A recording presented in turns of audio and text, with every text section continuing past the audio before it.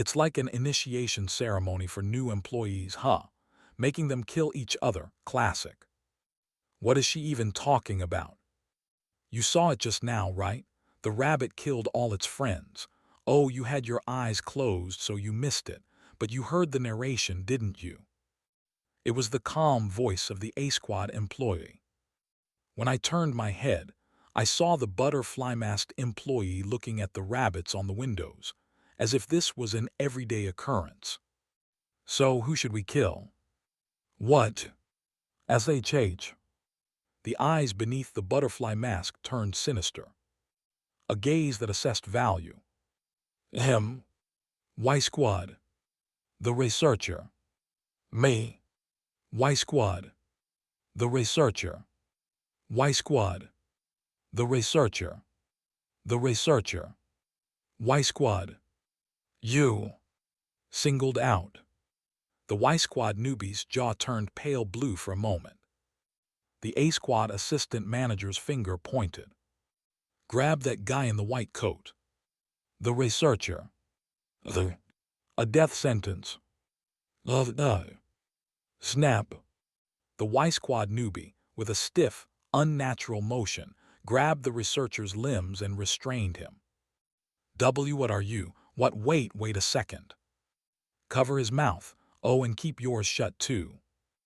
MMMPH. Do we have to kill one each directly? Hey, top recruit. I reflexively looked at her. Why don't you kill this one? I'd like to observe. MMM. Don't use your specialized equipment, do it yourself. Right. Earlier, that rabbit threw the dragon off the cliff, right? Try tossing him out of the train. Let's see if that counts, too. Me. Go on. I slowly turned my head and glanced out the window, then quickly snapped it back. The mascots are crying blood. Look at them, stuck all over the windows. There's no way in hell I'm opening that train window. If I did, I'd collapse and become a screaming mess. Besides, what? You want me to kill someone as casually as eating instant noodles?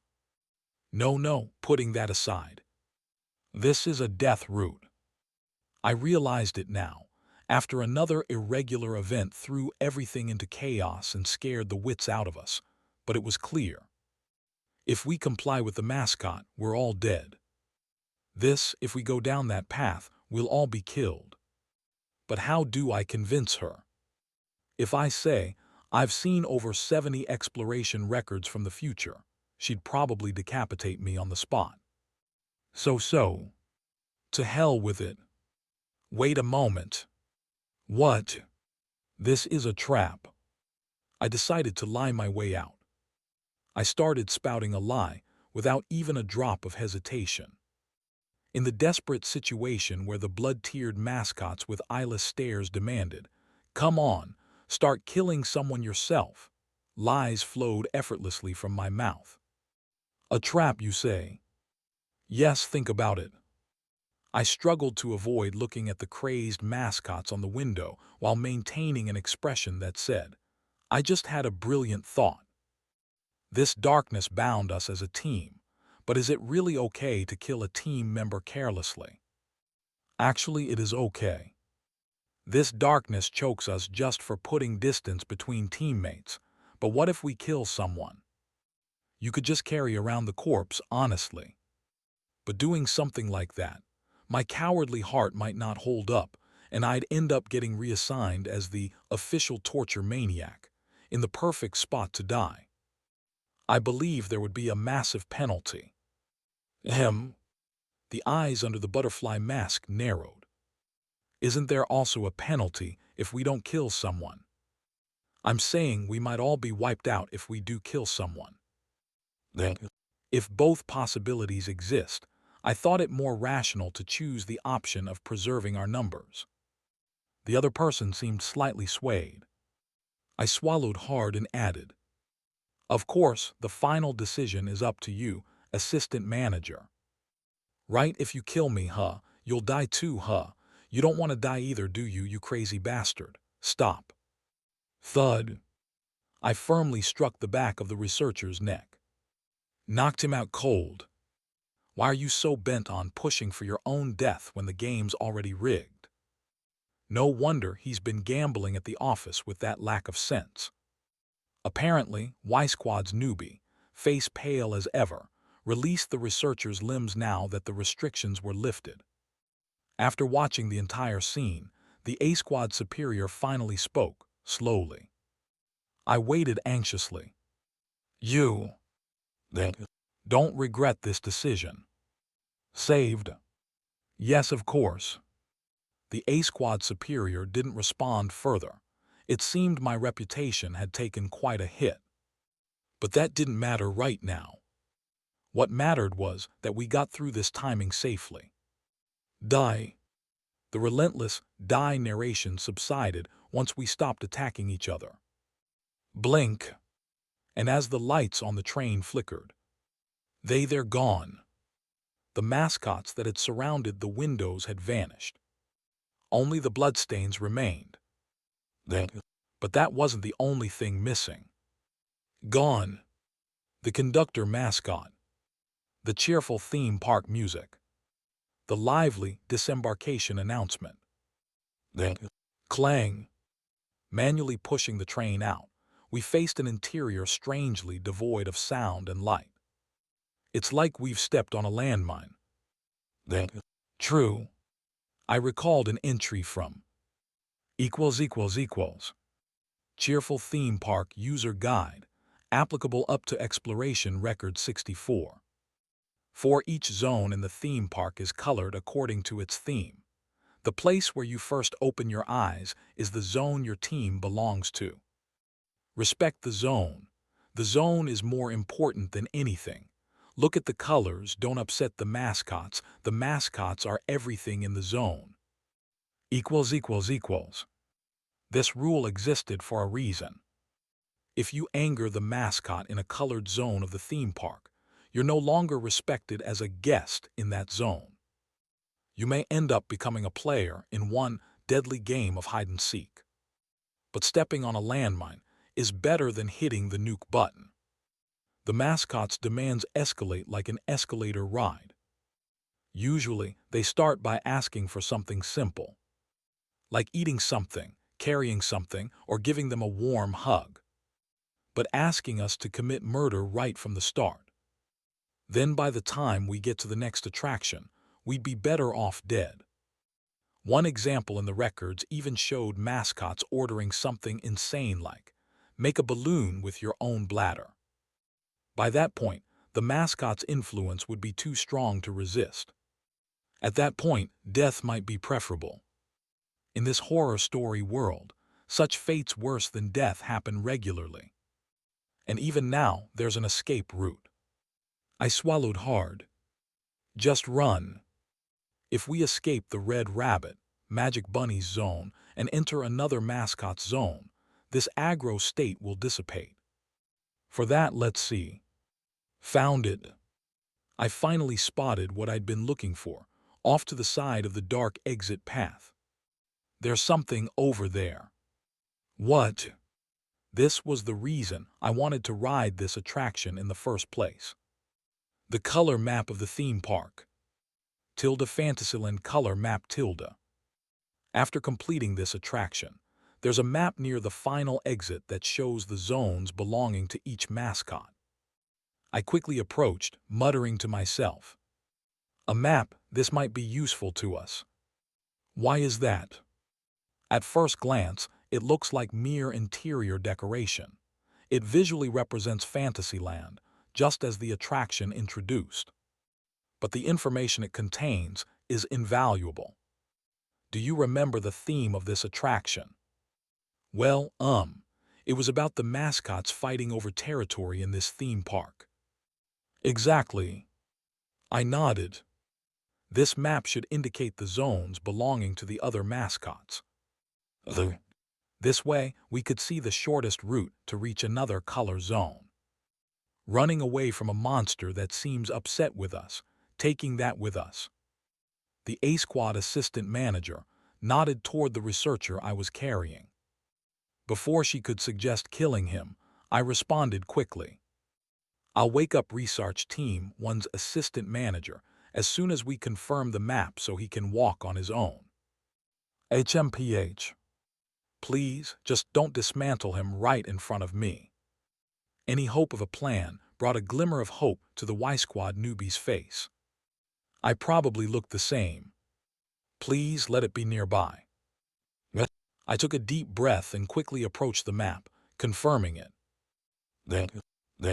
There's nothing. What? I looked at the map again, but the image remained unchanged. Fantasyland color map . The entire illustrated view of the park. All in red. Magic Bunny Zone, Magic Bunny Zone, Magic Bunny Zone, Magic Bunny Zone, Magic Bunny Zone, Magic Bunny Zone, Magic Bunny Zone, Magic Bunny Zone, Magic Bunny Zone, Magic Bunny Zone, Magic Bunny Zone. Every sign had Magic Bunny's face engraved on it. Oh, Magic Bunny's Fantasyland.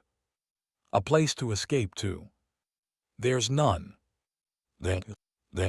Isn't there something wrong here, Solium SSI?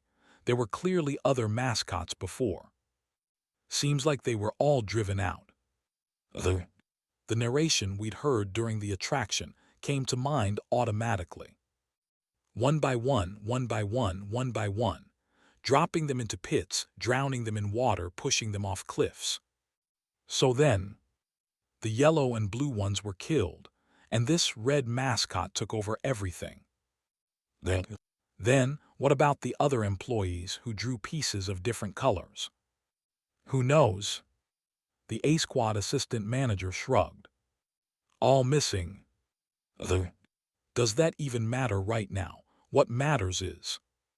The eyes beneath the butterfly mask turned sinister again. You seem to have made the wrong choice. Don't worry, it doesn't mean you'll die first. Which could only mean one thing. There was someone else who would die first. It's already too late anyway. Reflexively, I glanced at the unconscious researcher slung over my shoulder like a deadweight. Boring. Why what? Boring. The voice echoed in my head. Boring. Haven't I heard this somewhere before? Ah, that talk show, that Tuesday talk show. In that revamped version, like the choir of purgatory shrieking like the screamifated piganimals, the mascot, Magic Bunny, bored Toadath. Urg. I clamped my hands over my ears. Boring. I looked down. The admission band on my wrist was vibrating. Cheerful, Fantasyland admission ticket black square. Cheerful, Fantasyland admission ticket black square. The sound was coming from there. NOTFUN. Screech. The vibration grew, tearing at the wristband. == Cheerful Theme Park User Guide, applicable up to Exploration Record 64. 1. Keep your admission wristband clean. If lost or damaged, you are no longer a guest. If not a guest, you are an intruder, thief, lawbreaker. Horrible punishment awaits, or would you prefer to be an employee? == No. I frantically tried to think of a solution. But there was none. Nowhere to escape. There was nowhere to run. If I wanted to preserve my dignity as a human being, it would be better to end things before it was too. Kim Solium SSI. Now I was hearing hallucinations too. Kim Solium SSI, can you hear me? A hallucination, no. I lifted my head. Nothing was visible in the empty space, but a voice as clear as day echoed in my ears, unmistakably real. The owner of that voice is Squad Leader. Yes. Section Chief Lizard, or rather, Squad Leader Lee Jahian. This situation felt like deja vu, though the roles were reversed this time. How did you reach us? I'm using Supervisor Park Minseong's specialized equipment. Boring. The voices overlapped, and the sound of Great Red Magic Bunny grew faint. I barely realized I was on the verge of hyperventilating. No, that wasn't what mattered here. Are you okay, Ro? Are you alive? We're fine. We just completed all 3 attractions. The rest of D Squad's members were all together. How was that possible? The 3 of you aren't on the same color team, are you? I was certain of it. Only squad leader Lee Jahian was on the blue team, while the others were on yellow. Ro, that's not the point right now. It is important. The 3 of you wound up in the same place in the theme park, despite being on different teams. After a short pause, "No," Section Chief Lizard's calm voice replied. "I found the other 2 and then moved." Several questions popped up simultaneously in my mind, but the most pressing was this. Where did you find them? On the outskirts of the blue zone. Then, are you currently in the blue mascot zone? NOTFUN. Yes. A shiver ran down my spine. The map doesn't show it, but do you happen to know which point is the blue zone? I don't. Damn it. You don't need exact coordinates. Just tell me any nearby attractions, or even which direction. Understood. After a short silence, the West. He got cut off. Squad leader. There was no response. It was likely the time limit on the equipment had expired. And more crucially than that, W. West. The face of the Y Squad newbie, who had been listening intently beside me, turned blank. A Squad superior looked equally unsettled. The reason was simple. We're already in the West, aren't we? Exactly. The Fantasy Train was located near the western edge of the Fantasyland map. The opposite of the rugged forest on the eastern side, bordered smoothly by castle walls on the west, was this very attraction. Further westward in Fantasyland than this was nothing. BORING. It seems we might be in separate theme parks, like a timeline where the blue mascot won. The darkness always has these kinds of variations. In separate places. Are we really talking about different parallel dimensions? NOTFUN. No. That can't be. This is a darkness derived from a board game. If we're playing the same game, there's no reason for separate boards. Hey, shut up. The A Squad superior replied coldly. No matter how much sense you try to make, if it doesn't match reality, just drop it. This isn't speculation, it's deduction. I wanted to convey that there were numerous cases like this, but I knew they wouldn't believe me.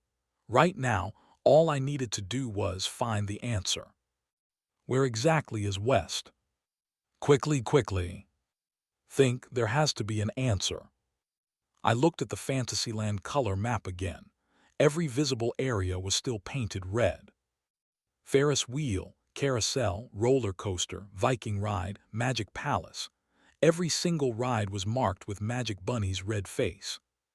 Every attraction, wait. The BORING. Hold on. I looked over the map again. And I realized. I found it. What? A different color zone. It was here. With certainty, I moved forward. Whether they sensed hope or were compelled by my determination, my teammates followed. NOTFUN. We had to move quickly before the mascot noticed us. There was no time to waste. We needed to get out of this attraction immediately. IGNORINGME. Too late. TN, sorry for disappearing for a bit. I went on a trip and I underestimated how exhausting and time-consuming it would be. I thought I'd still be able to scrounge up some chapters somehow. Anyway, more chapters ahead again. I'll update the other 2 novels soon too. The 4 of us bolted out of the exit of the Fantasy Train and ran. Ha ha. The sounds of desperate panting came from both sides. the kind of breathlessness only achieved when running for your life. It couldn't be helped. The mascots were pouring out. D.I.E. Yalia. Hook. From every attraction entrance, store, and sign, strange, unsettling bubbles of ooze burst, spewing forth grotesque mascots. They chased after us, mouths peeled back to reveal rows of teeth embedded deep in their innards, giving them a horrifying appearance. Occasionally, their bodies would lurch, and gooey, tentacle-like things would protrude from their drooping ears and arms. The noise was deafening. The theme park music and laughter swirled together, creating a disturbing cacophony all around. It was chaotic, frightening, disorienting, and utterly terrifying. The overwhelming sounds were disorienting, making it hard to think straight. But here, this way. I gritted my teeth, turning in the direction I'd memorized with determination. At that moment, flicking, squishing, the slimy end of a tentacle just barely grazed my head. Hiss, hook. The hair where the slime touched started to melt, and I caught a whiff of something burning. This is insane. Cold sweat dripped down my back. But my feet didn't stop moving. They couldn't. Stopping would mean the end. I'd die, or worse, I had a gut feeling I'd end up in an even more horrifying state. The only relief was that the destination was close. Even the researcher, instead of whining, was drooling as he ran in desperation. Boring. Get away, ye. Shut your mouth. The butterfly mask shouted. She looked like she wanted to throw the researcher to buy time, but couldn't bring herself to do it. It was understandable. They're too close. The mascots swarming toward us were multiplying like crazy, and now some of them were getting alarmingly close. And they were fast. Faster than humans. Damn. In the moment that terror gripped me. Urg. Someone got caught. The guy in the cow mask went down. Fuck. Without even looking back, I managed to flip a coin in my pocket to summon the glove. Then I tossed a few 501 coins to create a semi-transparent shadow hand in midair. Whoosh! The shadow hand flew forward and shoved the head of a grotesque mascot. Run! The Y Squad newbie, who'd barely escaped, staggered up and scrambled to run. Thanks. Later. There was no time to stop the bleeding. My special equipment wouldn't be of any help at this point. The shadow hand will disappear once it goes beyond the 3-meter range. A searing pain shot through my left hand.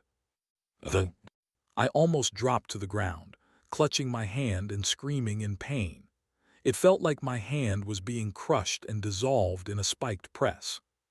Specialized equipment. I realized instantly.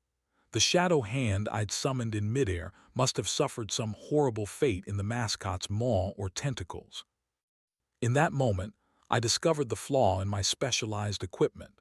If the hand created by the glove was destroyed, my own hand would feel the exact same pain. But there was no time to scream. I sprinted like mad. There. The target point came into view. A giant gate. Painted in bright colors, following the style of a typical theme park. Fantasyland, WESTSIDE gate. A decoration. An ornamental gate attached to the castle wall, encircling the western side of the theme park. It's blocked. Get underneath it. I quickly stepped under the ornamental gate and looked back. Almost immediately, 2 others tried to step in. The A Squad assistant manager and the Y Squad newbie. The researcher, being behind, was in a more dangerous spot. Fuck, move already. Buffy. Thud. The researcher shoved the A Squad assistant manager aside, using the momentum to propel himself forward. The slender body of the assistant manager, caught off guard, collided with a mascot. D.I.E. The black-red ooze from the partially melted mascot dripped onto her right then. Hiss. The sound of sizzling flesh echoed in my ears. Assistant manager. The A-Squad employee was pinned beneath a grotesquely distorted mascot, her limbs shaking uncontrollably. Her face, partly visible beyond the butterfly mask, was already blistered and ruined. In her eyes was resignation, the look of someone who knew they couldn't be saved. The moment our eyes met. "Nail!" I shouted. "Assistant manager, your nail here." At the same time, I stretched my left hand forward. The A-Squad assistant manager's eyes widened, and she reached out, extending her index finger. Ping! The nail shot out, embedding itself in the center of my palm. But I didn't flinch. It already hurt like hell before. Ignoring the pain, I gripped the nail tightly, pulling her towards me. Whoosh! With a short, abrupt noise, the butterfly-masked body was yanked forward, barely missing the snapping jaws and oozing slime from the mascots. Hong heya! Huff huff! We collapsed under the archway, gasping for breath. Right in front of us, countless rabbit mascots, oozing like they were crying blood, stared blankly with empty eyes, frozen in place as if held back by an invisible barrier. Gah! It looked as if an invisible wall had stopped them in their tracks. Cheerful Theme Park User Guide, applicable up to Exploration Record 64. 5. Enjoy the various zones. Has the appearance of the mascot or the attraction color changed? You're in a new zone now. Unfortunately, mascots from other zones can't exist in the new zone. Say goodbye warmly. I looked down at the ground. The bricks are a different color. As if by magic, 2 white brick lines were under the decorative archway. The mascots couldn't cross from the red brick floor beyond. Boring. I glanced down at my admission ticket. Cheerful Fantasyland admission ticket black square. Cheerful Fantasyland admission ticket black square. Not fun. The voice faded away. The mascots clustered in front of us stood perfectly still, and then, in a blink, vanished. The sound of our gasping breaths filled the now silent air. I swallowed hard. It seems this is the end of Magic Bunny's Fantasyland. We survived. We made it, we escaped. Who? The Y-Squad newbie collapsed to the ground, clutching his shoulder in relief and pain. I leaned my head back against the wall, gazing up at the sky, catching my breath. I thought I was done for. My heart was pounding out of my chest. I'm alive, huh? The A-Squad assistant manager glared icily at the researcher who had pushed her, but then, glancing at the nail-shaped wound in my hand, regained her composure. It seemed she decided there was no need to get worked up over killing the researcher right now. It was impressive how calm she remained, despite the intense pain she must have felt from the acidic liquid splashed over her head. Anyway. Yes. The A-Squad assistant manager took a deep breath. Thanks, I owe you my life. I hadn't expected that. It's nothing. You survived thanks to your specialized equipment. There's no point being modest here. Just say, got it. You've landed yourself on the right side here. Ah, yes. Unlike some idiot. The researcher desperately avoided her gaze. The A-Squad assistant manager gave him a brief look before returning to business. This place seems like a sort of buffer zone. Was that your plan? But it's too cramped to just stand here. What's the next step? This isn't the destination. After catching my breath, I turned completely to face the decorative gate. Did you know that large theme parks sometimes have more than just the amusement park itself? Something else. Yes. Technically, this area under the archway wasn't in Magic Bunny's territory or any other mascots. It was a blank zone in the theme park, so they wouldn't come after us for damaging property here. I rapped my knuckles on the wall that was made to look like a door. Thunk. It sounded hollow. Assistant manager, can you use your special equipment to pry this open? The assistant manager silently raised her hand and extended her fingernail again, wedging it into a crack in the wall and yanking it hard. Gah! Thump thump. One of the brick panels cracked open, and a gust of fresh air flowed in, carrying the scent of water. Yadavilhata. The sound of refreshing splashes, a boat horn and seagulls filled the air, along with a lively marching tune. Through the crack in the bricks, I glimpsed open space and sunlight streaming down. Enormous, swirling water slides descended into a pool below, shimmering in different shades of blue as water and inner tubes streamed down. Blue Dream Waterland. This place, a water park, the summer zone of this large-scale theme park. It's the Blue Zone. The Y Squad newbie whipped his head around to look at me, eyes wide with shock. How? When I looked at the Fantasyland color map earlier, there wasn't a single water-themed attraction. So I just guessed that there must be a large water section located separately elsewhere. I took a deep breath. And I also figured it wouldn't be accessible through regular routes. They typically sell separate tickets for water parks after all. So that's why you pried open the wall. Yes. I recalled my earlier conversation with squad leader Lee Jahian. The West. The West. Of course, the squad leader had probably meant the west side within Waterland itself. But since we were at the far western edge of Magic Bunny's Fantasyland, it allowed me to deduce the existence of a separate blue zone. The east side was blocked by the forest, the north led to the entrance, and the south was a cliff.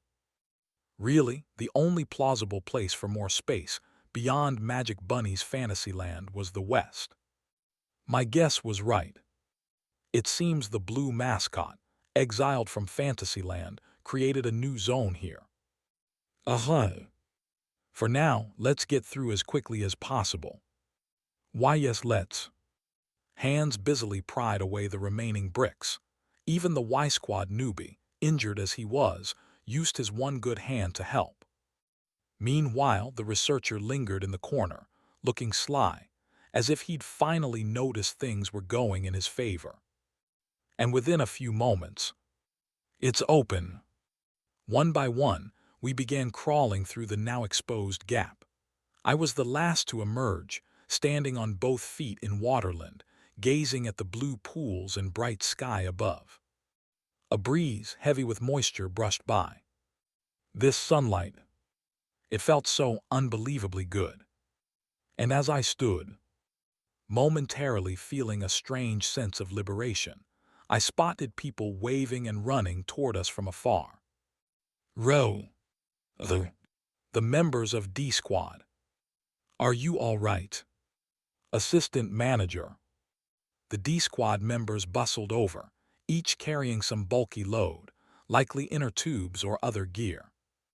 Relief surged through me, perhaps from the familiarity of seeing the people I'd been working with for the past month.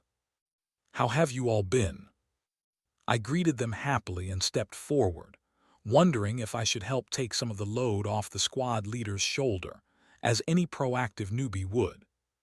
Wait, that's a person. It wasn't equipment. Hanging limply off the lizard squad leader's shoulder was a human body. A casualty. Looking closer, I realized the person wore a teal duck mask. It was the A Squad leader. No. Nuo.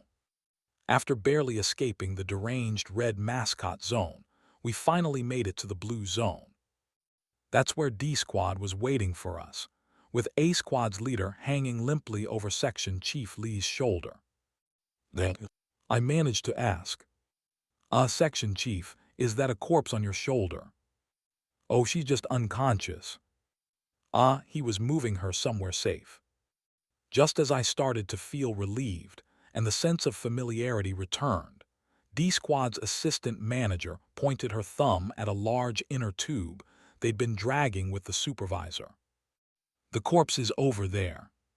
Then, seeing them haul a body shoved into a tube really added a new level of horror. We wrapped it up well, but some parts were broken off. Please spare me the details. No, seriously, it was horrific. Supervisor Park shuddered. Ro, you better be careful. The mascots here act like some kind of righteous enforcers, Assistant Manager Yoon quipped. Here's how it was explained.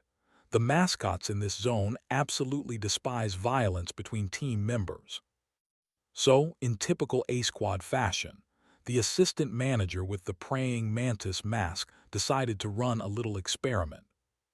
While riding the first attraction, he kept forcing the Y-Squad employees into dangerous positions for laughs, telling them to unbuckle their seat belts, stand up, sing along, or even do a handstand on the track. 3 Y-Squad members died that way. The last one begged for mercy through tears, but he didn't even blink. It was revolting. Then, it seemed that feeling was shared by more than just the survivors. Assistant Manager Yoon scowled. When we got off the ride, the mascot was waiting for him, just standing there and calling him a naughty child. And then, she spared me the details, thank heavens. I thought I was going to vomit. Then, well, I mean, honestly, he had it coming. Even if the chief disagreed with those methods, Supervisor Park said, glancing over at the limp body of A-Squad's leader on the section chief's shoulder. By the way, why exactly did she pass out? I asked, still a bit puzzled. Well, our squad leader here, Then, wait a minute. No way. See, she pushed us a bit hard, trying to save her subordinate somehow, and it got a little excessive, so the chief just knocked her out. Then, hey, we're all going to agree she passed out from high blood pressure, so keep your mouth shut, Ro. Yes, I'll take it to the grave. Oh, and if you're wondering why Y-Squad got treated that way, I already heard from that person over there. I discreetly nodded toward the assistant manager in the butterfly mask. Seeing that I already knew, Supervisor Park seemed a bit more at ease, as if glad to skip such a dark topic. Anyway, how are your team members doing? I quickly checked on the cow mask with the injured shoulder and the butterfly mask with the blistered face. Some of them need first aid. Could we get some help? Yes. Suddenly, Section Chief Lee unceremoniously dropped the unconscious A-Squad leader from his shoulder onto the ground. Then, he started shaking her shoulder. W.A. Chief. After shaking a squad's leader awake, the section chief said with a calm face, Section Chief CO, there are employees here in need of treatment. What? Looking dazed at first, the A-Squad's leader pointed a shaky finger at Section Chief Lee as realization hit her. You. Yes. How could you do that to Assistant Manager Lee, the one with the praying mantis mask? He's deceased. Then. And while he was dying, what were you doing? We waited until he passed, then retrieved the body and moved on to the next attraction. Oh dear Lord. A-Squad's leader was at a loss for words, her expression one of disbelief, before finally managing to stammer out a response. Why you watched A-Squad die? Are you insane, Lee Jae-hyun? How are you going to take responsibility for this loss? I'm D-Squad's leader. A-Squad is not my responsibility. With a slight squint, the section chief looked at her, almost perplexed. The responsibility for the loss of A-Squad Assistant Manager Lee Seok-jong rests with you, A-Squad's leader. Then, witnessing someone say something like that to a superior in a work setting was something else. Even if they hold the same title, an elite squad leader should technically outrank him. A chill went down my spine in an entirely new way. Then, A-Squad's leader glared at Section Chief Lee, her eyes bloodshot. You fainted, yet we still completed the 3 attractions together to meet the clearance conditions. Now, take responsibility and treat your chief. The butterfly-masked assistant manager interrupted, not in an attempt to dissuade Section Chief Lee, but rather addressing the A-Squad's leader, who was on the verge of a mental breakdown. Perhaps it would be better to continue this conversation outside. Let's complete the clearance before anything else comes up. Plus, you still have that deranged researcher from Research Team 1 to deal with. Yes, of course. The eyes under the teal duck mask blinked, then gradually calmed down. It seemed she'd found a new focus for her anger. But she still left one last comment hanging in the air. Squad leader Jahyun, shall we take this outside? Yes. Supervisor Park leaned in and whispered to me. Don't worry. Apparently our squad leader hears lines like that as an annual event. Then, is that really okay? Well, one thing's certain. I'm definitely not at the level to get involved here. Better to keep my mouth shut and keep my head down. In any case, the A-Squad's leader used her special equipment to heal the butterfly-masked assistant manager. The sight of the skin on her jaw and head area regenerating, almost like it was rewinding, was amazing. Employees with equipment like that are almost non-existent, so envious. Same here. I wondered if there was any way to acquire something similar. Having equipment like that would definitely improve survival rates. I watched A-Squad's leader's specialized equipment, a healing ring, very closely. Healing her. After ensuring the butterfly-masked employee was fully healed, A-Squad's leader was about to walk right past the Y-Squad member with the shoulder injuries, barely sparing a glance. Could you possibly heal this one too? We need to stay together, and his mobility might be an issue. Surprisingly, the A-Squad assistant manager subtly nudged the squad leader to heal both me and the Y-Squad rookie. Thanks to that, the Y-Squad rookie, whose shoulder was now miraculously healed, blinked beneath his cow mask. Thank you. The assistant manager nodded slightly. Does she really only consider efficiency? Once she'd understood the mechanics of this ghost story and secured an escape plan, she immediately switched to decisions that minimized risks. A logical approach, maybe that's what makes her elite here. I made a mental note to remember A-Squad's equipment and specialties, and maybe to try and forget about the bodies stuffed into that tube. Right then, let's ride the 2 remaining attractions and head out quickly. Oh, thank you. As soon as the healing was complete, the red team moved toward the attractions to fill the empty spots on our admission wristbands. The others followed, not exiting just yet.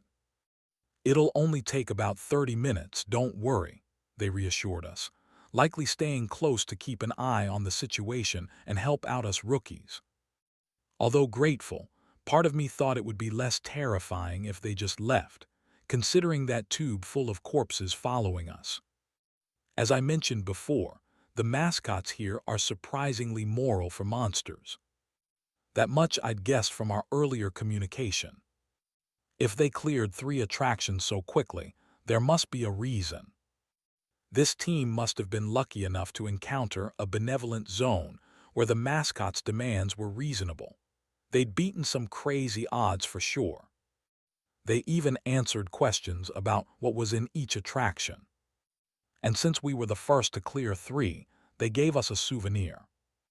How nice for them, taking it easy. Meanwhile, we've been scrambling for survival in that insane Magic Bunny zone. Strangely enough, While the red team had lower odds for survival, we managed to keep everyone alive up to this point. Soon, we reached the entrance of an attraction adorned with a blue dragon head drawn to exaggerate its cuteness, its body wearing a life jacket. "Hello." The mascot stationed there waved a greeting sign. I bowed slightly in response, and the mascot returned the gesture. "Hello." We boarded a flume ride called Blue Mountain. It was a typical water attraction where we sat on a boat and enjoyed the stream. The other two field team members boarded without issue. Only the last person had a problem. "Fucking." The researcher sneered, cursing at the mascot. It seemed like he couldn't help but let out his disgust and fear after dealing with Magic Bunny and facing a slightly less terrifying mascot. "These disgusting little fuckers. Hurry up and get on." "Yeah, yeah." He stole a glance at the mascot before boarding the attraction. The blue dragon mascot's button eyes watched silently. Then, with everyone on board, we finished the remaining attractions smoothly. Cheerful, Fantasyland admission ticket black. Finally, who? At last, we'd filled every slot on the wristband. "The exit is to the north, let's move." "Yes." Soaked from the water but not caring at all, we were finally on our way out of this cursed theme park. I won't be going anywhere near an amusement park for a long time. Have a safe journey back. The farewell sign above the northern exit gate sparkled with the words. Next to it, a blue mascot stood, dressed formally. "Looks like we just need to scan your completed wristbands here to exit." The blue mascot gestured politely toward the gate scanner. All right, squad leaders, you first. Off you go." D-Squad's assistant manager made the smart move to organize the situation and get the superiors out first. People began to exit one by one, and as it came time for the assistants and other staff to leave. "All right then, assistant manager Jin, after you." Move." The researcher pushed past everyone, sprinting to the gate. "Seriously?" Though Supervisor Park and Assistant Manager Yoon looked momentarily taken aback, they quickly let it slide, likely thinking, "Civilians, right. A few seconds delay was no big deal." Oblivious to their expressions, the researcher rushed to the gate to scan his admission wristband. It's like he's made a habit of it. Honestly, I found myself frowning. "Bdchild." Huh. The researcher turned his head. A blue dragon mascot held his wristband with one claw, crumpling it. "You. Snap. Bdchild. Re-ip. Rentyou. The band broke. Snap. He stared blankly at the torn wristband pieces on the floor, seeming not to comprehend. Then, the blue dragon's mouth opened wide. Save me, save me." It began to pull him in. Beside me, Cal Mask muttered feverishly. "Oh, Thisigatrath has awakened, the wicked air being swallowed bethatide." The rookie and I averted our eyes. So this is how it ends.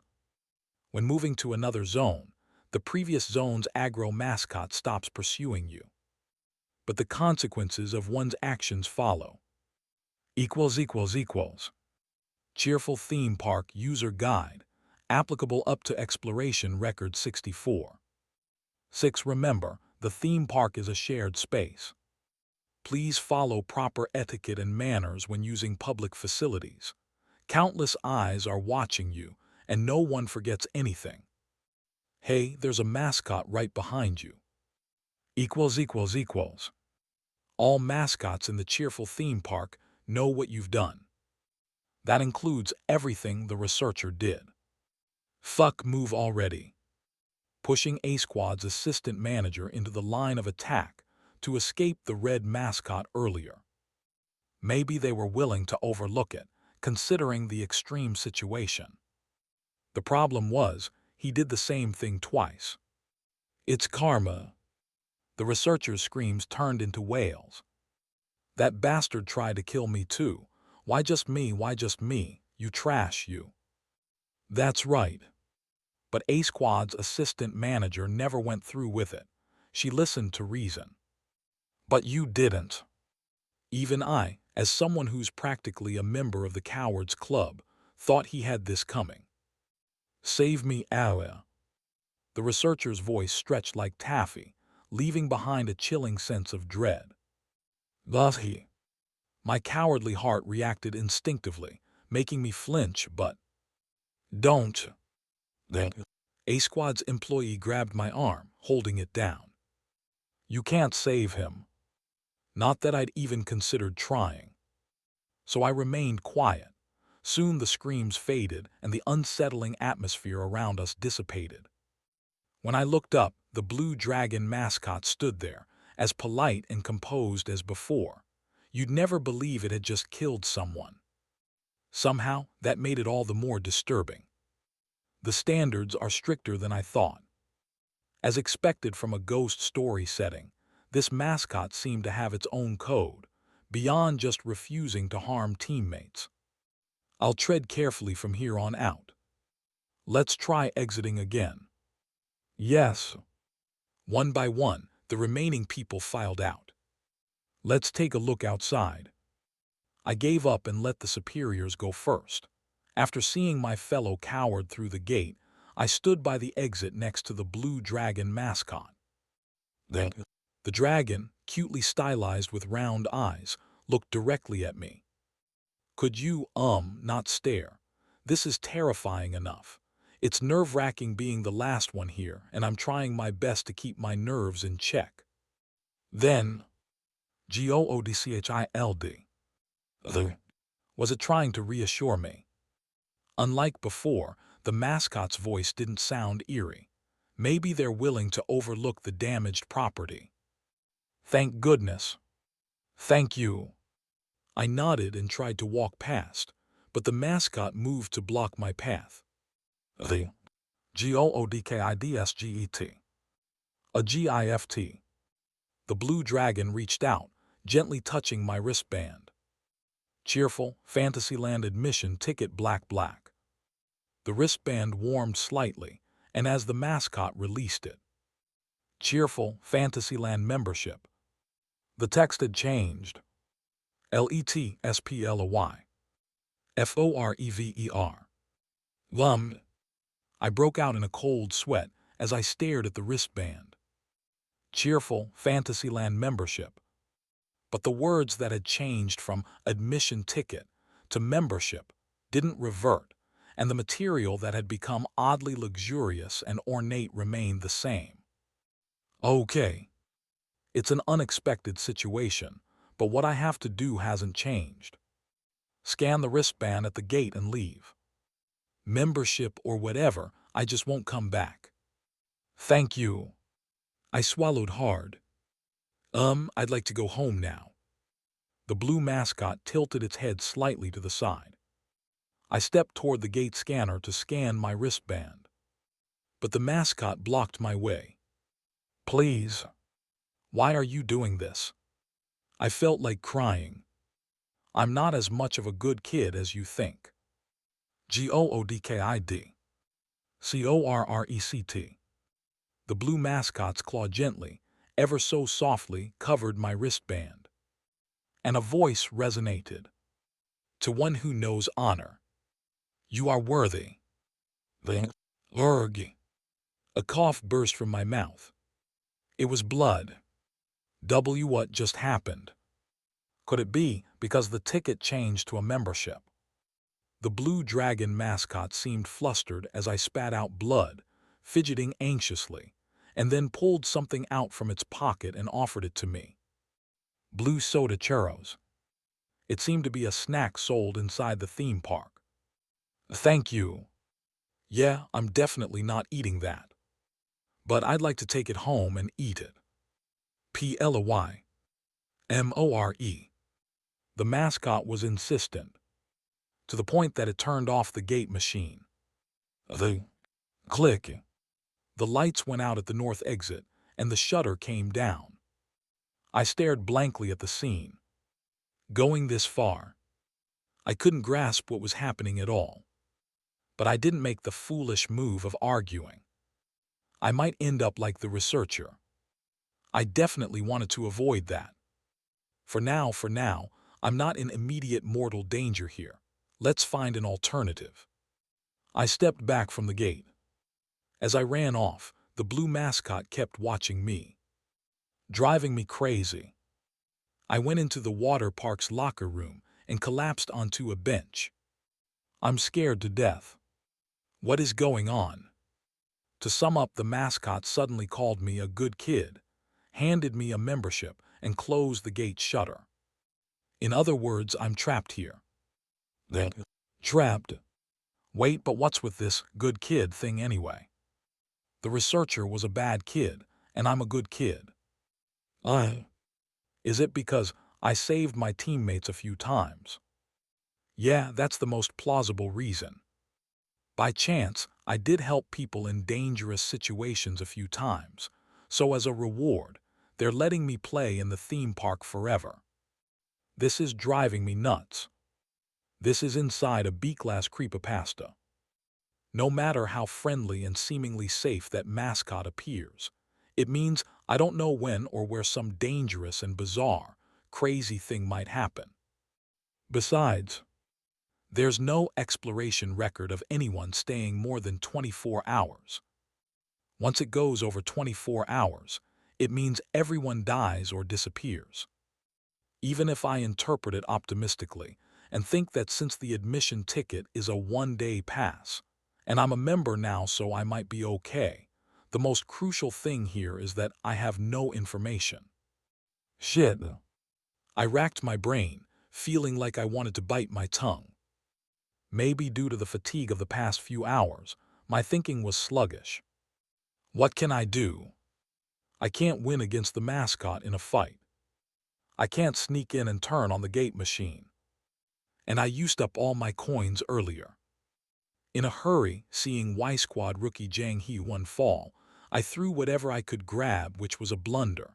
I pressed my fingers against my eyelids. I don't have a button to communicate with the people outside, so I can't expect help from D Squad. The items I have are the smiley sticker. It's not something to use when the problem is that their favorability is already too high.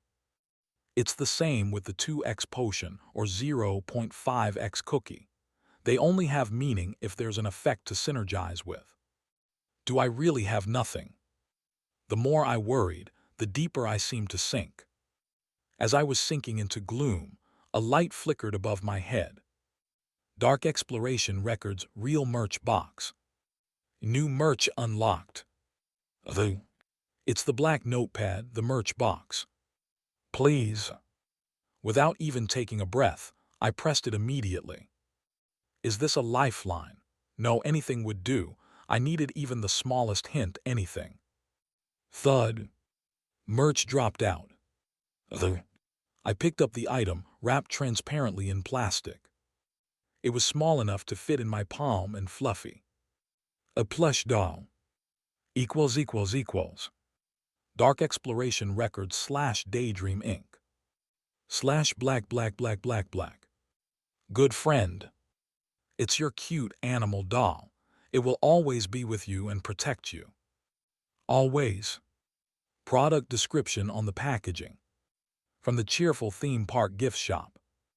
== I recalled the phrase on the board game box. Be the first team to ride all 3 fantasy attractions with your teammates and win spectacular prizes. In the cheerful theme park, the team that rode all 3 attractions the fastest could take one of various items from the gift shop as a prize. Come to think of it, the supervisor park mentioned earlier that they received a prize. And of course, the theme park gift shop in the ghost story often had bizarre items mixed in. There was even an exploration record that sorted the list of prizes people had taken. and this was one of the most famous items among them. Good friend. In the original story, it was a plush doll small enough to fit into a child's arms, but as merch, it was reborn as a small keychain-sized doll that fit into my hand. So the unlock requirement for this merch was to be a participant in the cheerful theme park. Unless you were someone who had visited the theme park, it was just a plush doll with no function. But since I had used up all my admission tickets, it seems I unlocked the requirement. And the ability of this plush doll is equals a strange item that invites someone from the other world, allowing a part of their spirit to dwell in the doll and become your friend. It rarely appears in the gift shop of the. For detailed invitation records, refer below. This is it. That. Under normal circumstances, I would have thought it through carefully and set up safety measures before attempting. Inviting someone from the other world. It's the perfect description for the start of a creepypasta. But I don't have the time or leisure for that now. Let's try it. Because I desperately need the advice of someone who understands the workings of creepypastas. I took out my smartphone, equipped with the memorial grip, and opened the Good Friend tab in the app. The required items are as follows. Equals. Materials for the invitation. Matches or a lighter. 100 ml of water. 1 tablespoon of salt. A coin clean. An item related to a friend. Equals. And a quiet place. This locker room is perfect. Outside is noisy with water sounds and music, so this is the best place. I can somehow get a lighter, water, and salt inside this theme park, whether by stealing or requesting from a shop. The problem is the next 2 items. A coin clean. An item related to a friend. I have no coins left, I used them all. And the item related to a friend actually, it's included to enhance the fun of the creepypasta. If you put in a fairy tale book, a monster from that story motif would come. What should I do to make it as safe as possible? No, I was reluctant to offer something from this theme park as an item related to a friend. Isn't this place itself already a creepypasta? Then, in the end, after much deliberation, I settled on 2 items, hoping that this substitution would work. And after a while, I placed the torch and the salt I had obtained on the floor in the corner of the locker room. So creepy. I got them all from a snack truck. I saw they were selling a menu item called roasted marshmallows, so I thought maybe, and they had both. They gave them to me for free when they saw my membership. Rather than making me happy, it felt even more ominous. I wiped my mouth and reopened my smartphone. I had to start quickly. Equals. Invitation ritual. 1 on a smooth floor. Dip your finger in water and draw a hexagram using the enclosed design. 2. Place the good friend in the exact center of the hexagram. 3. Place the coin on the belly of the good friend. At this time, your fingers should not have any remaining water. 4. Hold a tablespoon of salt in your mouth and burn the item related to a friend using fire. 5. When the good friend starts to speak, swallow the salt and return the greeting kindly. If the coin has disappeared, the ritual was successful. You have met a reliable friend. Always keep them close and cherish them. If you cannot swallow the salt, tastes strange, turns to ash, or if blood comes out, run away. Equals. First, I drew a hexagram on the marble floor of the locker room, exactly like the image. It was a bit complex but not too difficult. It's shining strangely. However, the completed hexagram was excessively smooth, its surface gleaming without any smudges. After thoroughly wiping the moisture off my fingers on the hem of my clothes, I picked up the good friend keychain with trembling hands and placed it in the exact center of the hexagram. Of all things, it's a rabbit doll. I felt uneasy, but remembering that I bought it thinking it was cute at the pop-up store made me feel a bit better. And for the coin, this one. I placed the item I had, the silver serpent coin, on top of it. This is technically a coin, right? I thought that rather than obtaining one from this ghost story, it might be safer to use an item from the alien shop from the plane of reality. Considering its price, it seemed to be a fairly valuable item, so I was convincing myself that it might even have a better effect. Then, after putting the salt in my mouth, finally, an item related to a friend. This also had to be something that didn't belong to this ghost story. That is myself. Then I loosened my necktie. If it's my own item, it certainly doesn't belong here. A friend related to a necktie. I don't know who it might be, but it's better than something like a kitchen knife. I lit the torch and brought it to the end of the necktie. Whoosh! Like magic, the flame flared up fiercely, casting a shadow over the plush doll on the hexagram. The shadow wavered. It wavered more and more. Before I knew it, the surroundings had grown dark. All I could see was the flame consuming my necktie, the hexagram reflecting that light, and the plush doll at its center. Flicker, flicker. My hazy mind didn't melt away. Instead, the salt in my mouth melted with its salty taste, numbing my tongue. Amidst that, flicker, flicker, the mouth of the good friend, hugging the coin, opened. Behold, I am the owner of 1,000,000 masks, the lord of chaos, the pinnacle of madness, the dream of pleasure and play, the instigator of war, the father of science, the low-lying quadruped beast. It's too loud. It feels like my head is being shaken violently. I want to cover my ears, but I have no free hands. I'm holding the necktie and the torch. What is this? The desire of the CRAWLINGONES, the lord of STARS, the abyss of illusion, the mouth of wisdom, the roar of impulse. The dark side of the moon. The plush doll in the center of the hexagram is convulsing. In the middle, a silvery round object is burning away. The silver serpent coin. Did I use the wrong coin? I am. My head hurts so much, so much. Friend. Are you in pain, friend? I lifted my head. This won't do. A gentle and soft voice flowed through the good friend. You must not be in pain. Then the flickering subsided. As the necktie burned away, the fire extinguished. The coin that had been on top of the convulsing rabbit doll had disappeared at some point. So had the moisture used to draw the hexagram.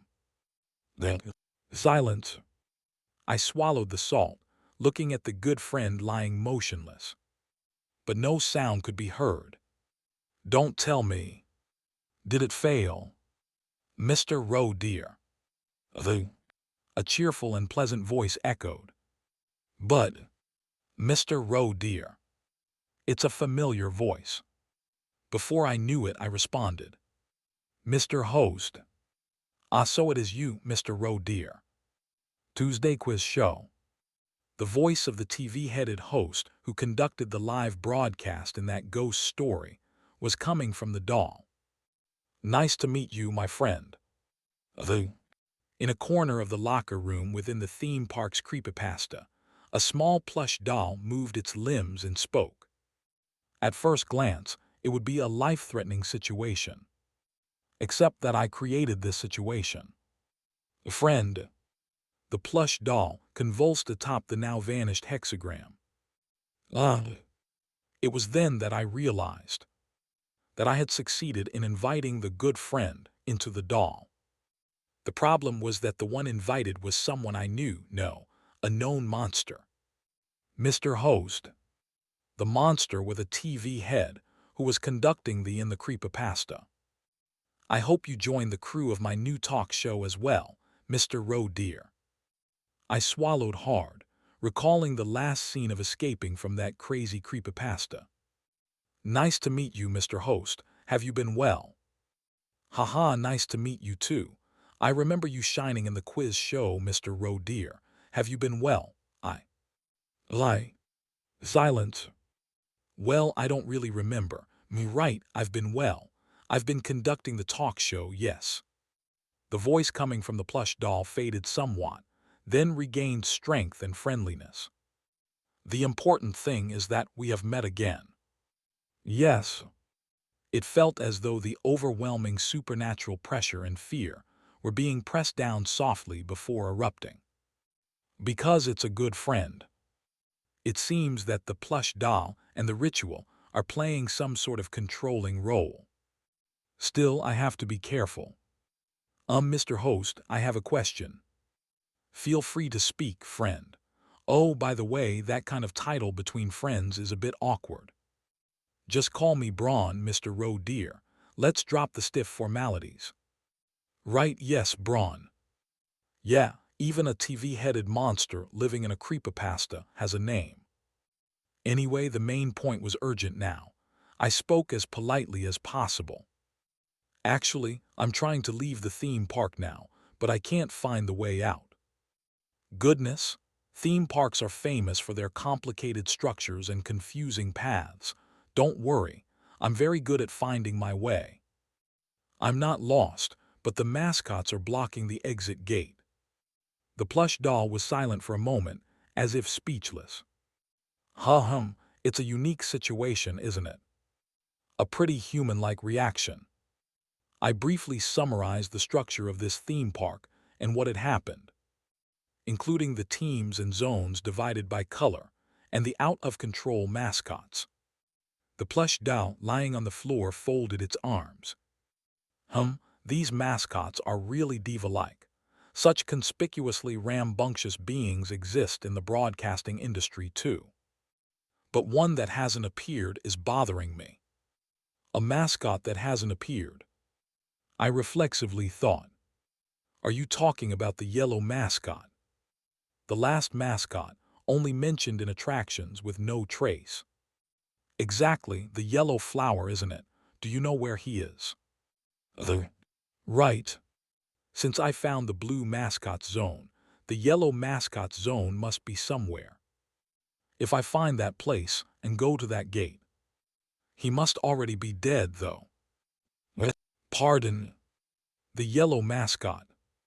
Isn't there a space like a botanical garden or greenhouse garden, because it's a flower? Oh, Mr. Roe dear, you probably already know. The kind voice whispered. Didn't you say it clearly yourself? You said the yellow team also woke up on the outskirts of the blue zone. If there was a yellow zone, the yellow team would have woken up there. Wasn't that the promise? That's right. The rule is that you wake up in the zone of the color you get, but the yellow team didn't. Because maybe there really is no yellow zone. I mulled it over. And after a moment, I opened my mouth. I realized what I need to do. I need to check. Oh, what is it, together?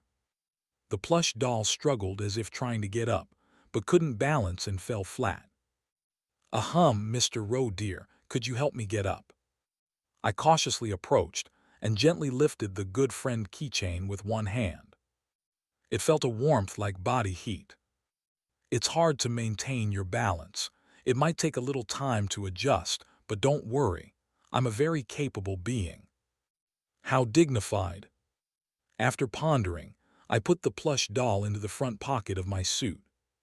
The plush doll exaggeratedly raised one hand. All right, let's go, but where are we going? It's a place that can guide the way. A place that's definitely in a large public facility, one of those essential spots. It's the information booth.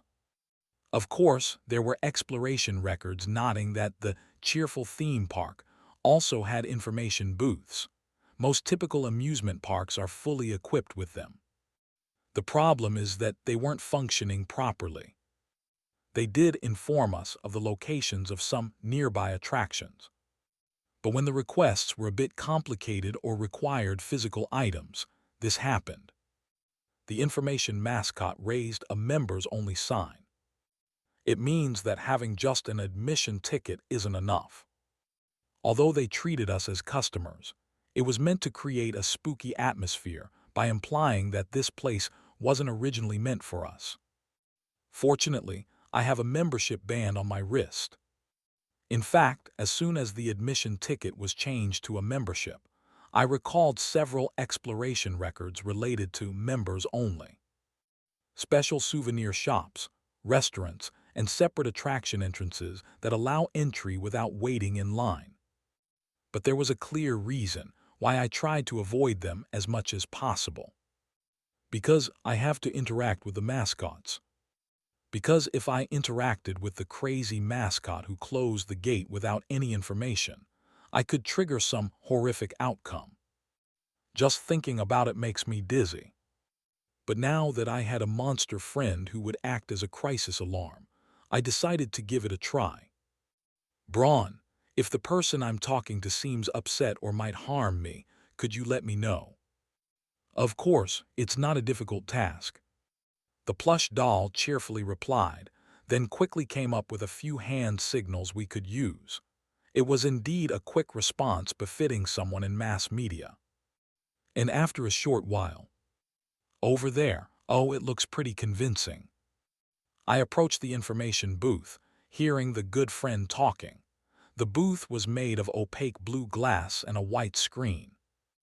As I got closer, the screen opened, revealing the face of a blue mascot. It was the blue dragon in uniform. "Hello, I'd like to see a map of this place."